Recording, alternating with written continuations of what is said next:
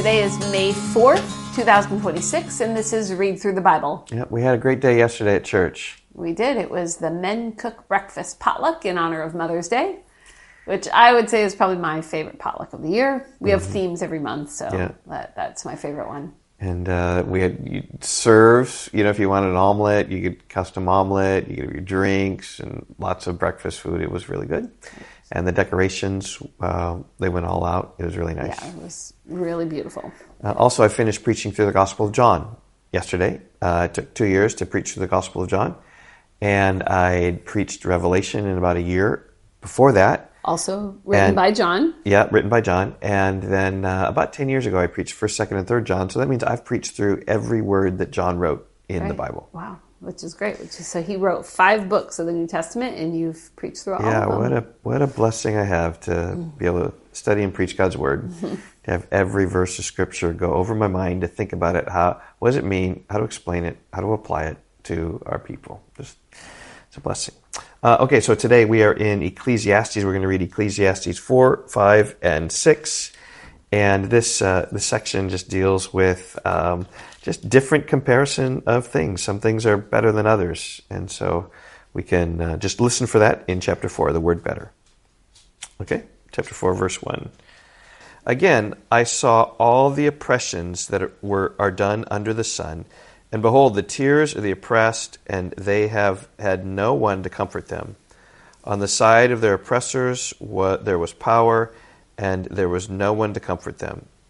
And I thought the dead who are already dead more fortunate than the living who are still alive, but better than both is he who has not yet been and has not yet seen the evil deeds that are under the sun. It's amazing. Wow, that's pretty bleak. Yeah, is it better to be alive or dead? It's better never to have existed. Right, wow. Yeah, it's very bleak. Verse 4, Then I saw that all toil and all skill in work come from a man's envy of his neighbor. This also is vanity and a striving after the wind. It's like capitalism, it seems like. I guess, yeah, competitiveness is what I was thinking. Okay. Verse 5, The fool folds his hand and eats his own flesh. Better is a handful of quietness than 2 hands full of toil and a striving after wind. There's she better. Verse 7, Again I saw vanity under the sun. One person who has no other, either son or brother, yet there's no end to all his toil, and his eyes are never satisfied with riches, so that he never asks, For whom am I toiling and depriving myself of pleasure? This also is vanity and an unhappy business. 2 are better than 1 because they have a good reward for their toil. For if they fall, one will lift up his fellow. But woe to him who is alone when he falls and has not another to lift him up.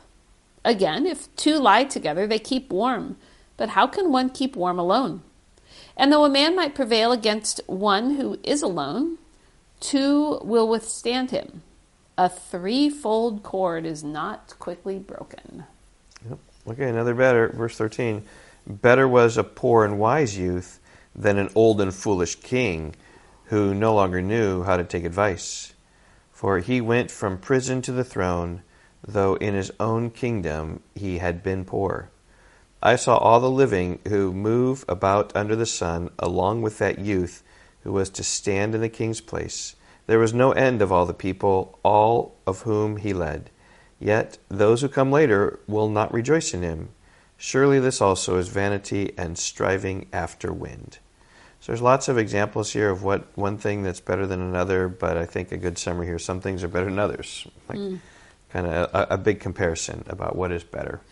Right, but we've got 3 statements here also of this is vanity, this is vanity. So verse 4 and verse 7 and verse 16. Which is true throughout the whole book. We have so many statements of vanity. You can put vanity in every chapter. Right? So in our summaries, right, we're looking for things that are unique to this chapter, right? Okay, chapter 5. Guard your steps when you go to the house of God.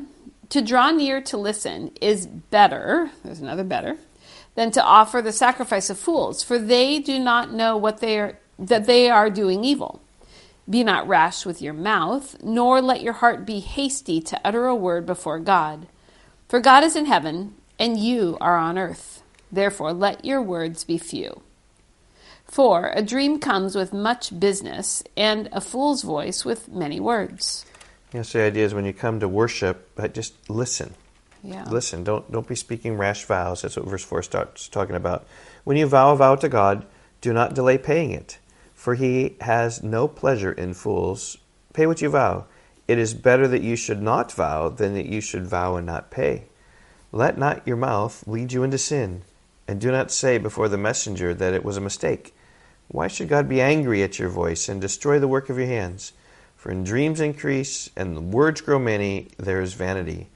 But God is the one you must fear. So let's just talk about, right, when you go to worship, just have few words. Don't make rash vows.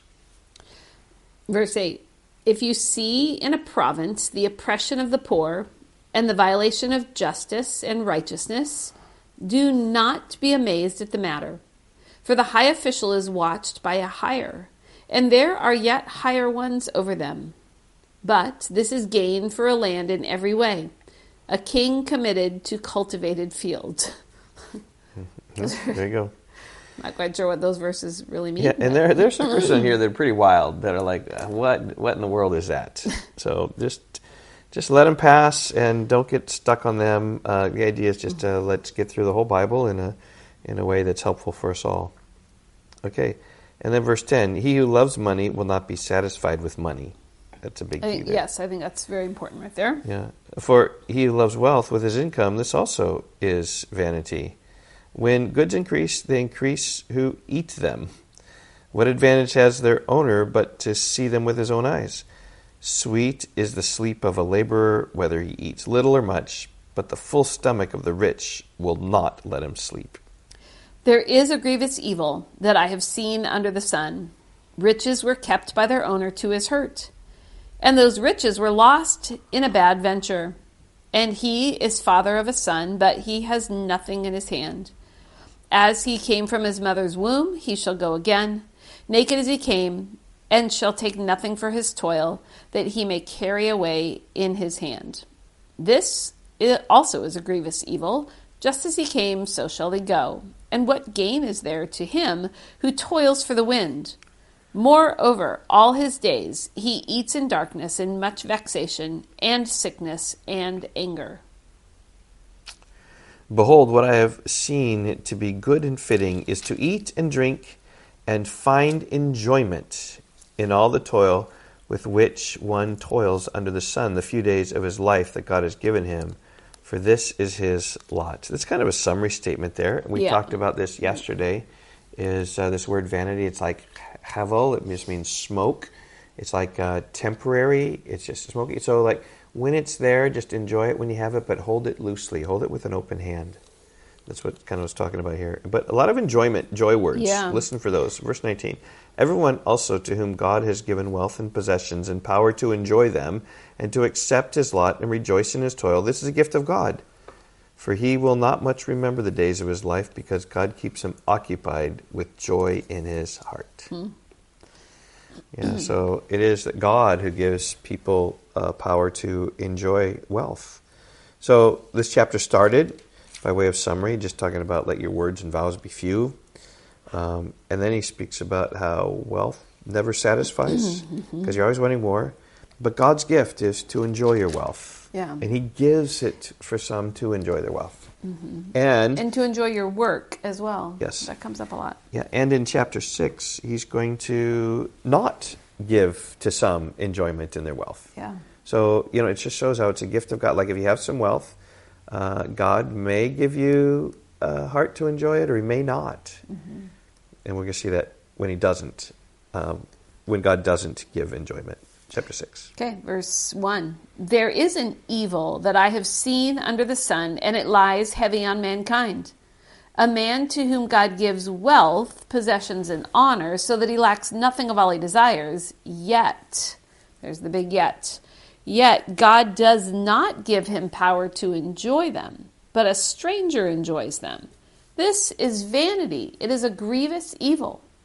And you comment on this next verse. Yeah, if a man fathers 100 children and lives many years, 100 children. That's a lot. That's, yes, a a lot. I think, anyway. Yes, it is polygamy. Yes. I think in their culture, polygamy was common, Very common. and that had to imply polygamy. Anyway, but I think it means abundant provision and blessing. Super wealthy that you have that many wives, you can have that many children, right. for sure. So if this is like a hypothetical case of blessing and wealth. So verse 3, if a man fathers 100 children and lives many years so that the days of his years are many, but his soul is not satisfied with life's good things, and he also has no burial, I say that a stillborn child is better off than he.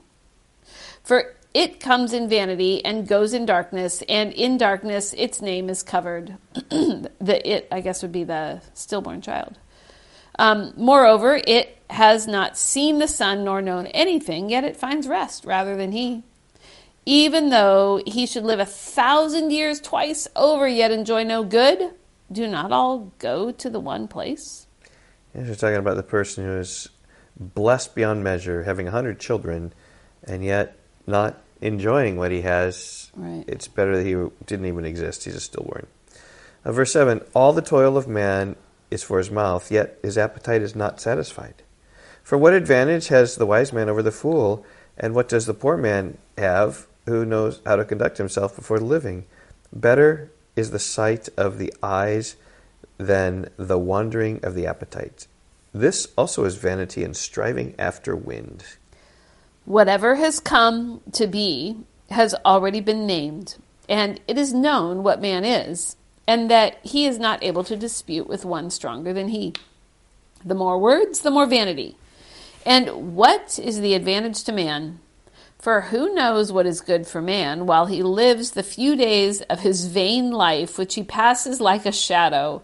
For who can tell man what will be after him under the sun? Just kind of what Ecclesiastes is just sort of this vain life. The Bible Project video, I think, does a really good job of depicting Proverbs as this young, smart woman who's got it all figured out, who very bright, positive future ahead of her. And then it pictures Ecclesiastes as this kind of older cynic who's kind of smoking his pipe and putting smoke all over the place and sort of looking at life very cynically. Yeah. And that's what we're seeing here. Life is looked at cynically, like someone's got all this wealth but can't enjoy it. And realizing it all comes back to God. Like God is the one who gives enjoyment. And that's the greatest blessing. Like in chapter 5, verse 18, is when God gives the power to enjoy your wealth. That's where the greatest blessing comes. When not only do you have the wealth, but when also God gives you the power to enjoy it. I mean, it just shows our complete dependence on God. Yes, for sure. Okay, we will see you tomorrow. Bye-bye. Goodbye.